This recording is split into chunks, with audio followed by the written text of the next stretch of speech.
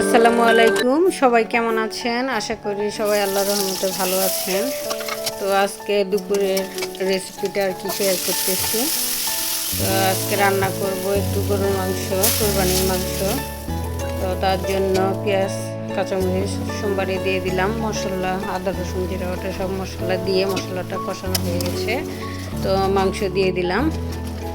তো মাংসটা এখন একটু ভালোভাবে কষানো হচ্ছে। মাংসটা যত বেশি কষাবো তত খেতে একটু ভালো লাগবে। তার জন্য আরেকটু পানি দিয়ে দিয়েছি, তেল উঠে আসছে। মাংসটা একটু ভালোভাবে কষায় নিব। একটু কষানি হয়ে আসছে, শুধু মাংসটা এভাবে ঝাল ঝাল করে একটু কষাই রাখবো। সাথে একটু গরম মশলা দিয়ে এই তো মাংসটা নামিয়ে নিলাম। বেশ মজাই হয়েছিল মাংসটা।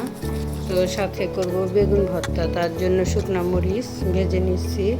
তো পেঁয়াজ মরিচ ডলা হয়ে গেছে। তো বেগুনটা নিয়ে বেগুন ভাতে দিয়েছিলাম। তো বেগুনটা ভর্তা করতেছি। বেগুন ভর্তা খেতে ভালো লাগে শুকনো মরিচ দিয়ে, তার জন্য একটু ভর্তা করে নিয়েছি। তো আজকে আমাদের দুপুরের খাবার এই ছিল বেগুন ভর্তা আর গরুর মাংস।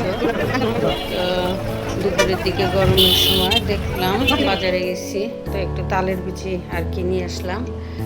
তো এটা ফ্রিজে রেখে খাইলে বেশ মজাই লাগে। তো চুলে পরিষ্কার করে নিয়েছি, কিছুক্ষণ ফ্রিজে রেখে দিছিলাম। তারপর আর কি ঠান্ডা ঠান্ডাটা খাওয়া হইলো, বেশ মজা লাগলো।